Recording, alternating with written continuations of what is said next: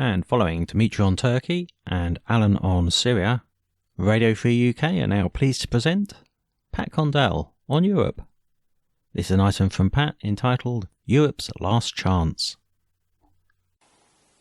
Here in Europe we now expect Islamic atrocities daily. It's becoming routine.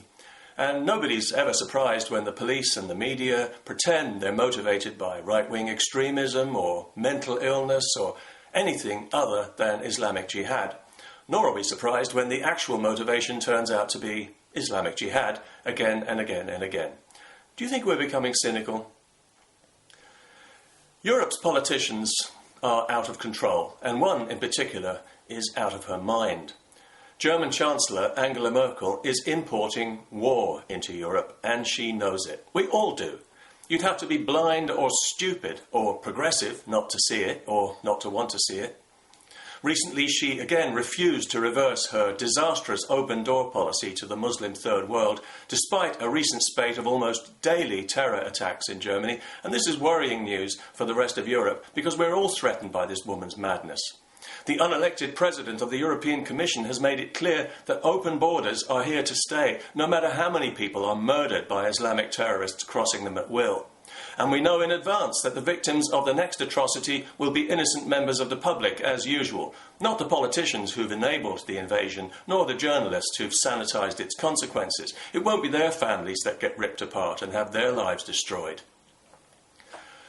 Most of the people flooding into Europe are not refugees, and everyone knows it. They're illegal migrants, invited by Merkel, mostly fighting-age men who've left the women and children behind to fight the war they're supposed to be fleeing. We don't know where they're all going to live, but we do know it won't be anywhere near the people who are letting them in. If past form is any guide, most will end up in ever-expanding Muslim ghettos where women aren't safe and the police dare not go. Europe is riddled with these places now. In France, the army is already making contingency plans to retake these areas when the inhabitants start defending them with the Kalashnikovs and anti-tank missiles that have been smuggled in from the Balkans and the Middle East. Whenever they find a military-grade weapons cache in a Muslim area, nobody is shocked or surprised anymore. We expect it now, and we expect nobody to be deported for it. Recently, the French Prime Minister said that we just have to learn to live with terrorism, which means they're simply going to wait for the next massacre, and then the politicians will put on their long faces and repeat their usual platitudes, which are now so threadbare, they're beyond embarrassing, they're humiliating, degrading and insulting. They really need to find some new ones, or people might begin to doubt their sincerity. And they better make it quick too, because the next Islamic jihad murder could happen at any time. I'm a bit surprised we haven't heard about one already today, but then it is only lunchtime. The problem here is that we're not simply importing more people into Europe. We are importing a hostile parallel society that is never going to integrate. We're importing guaranteed social conflict, and given the supremacist nature of this parallel society, ultimately we are importing war. The politicians enabling this invasion must know that the longer it continues, the worse the violence is going to get. But they clearly consider the murder of innocent people a price worth paying to validate their political obsessions. Which brings me to the point of this video. The most common question I get asked by people who are worried about the forced Islamization of the West is, realistically, what can I do? Well, realistically, there are two things we can all do. We can speak out against it, and we can vote against it. Now, speaking out might well be traumatic, as you will get negative feedback. You might even get threats, depending on whom you're talking to. Also, your personal reputation is likely to suffer, and you might lose a few friends. You could even lose your job.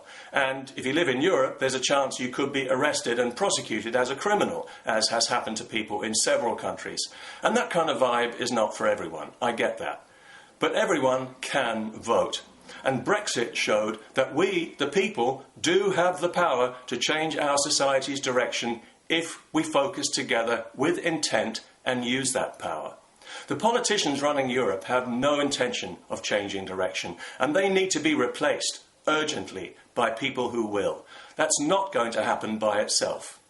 Brexit was won against all odds because millions of people made a personal decision to make a difference. If every individual who opposes the Islamization of the West makes a personal commitment to stop voting for the people who've enabled it and to vote for people who'll put a stop to it, things will change. If not, they won't. It really is that simple. And that's all that any of us has to do. And if enough of us do it, as with Brexit, it will happen.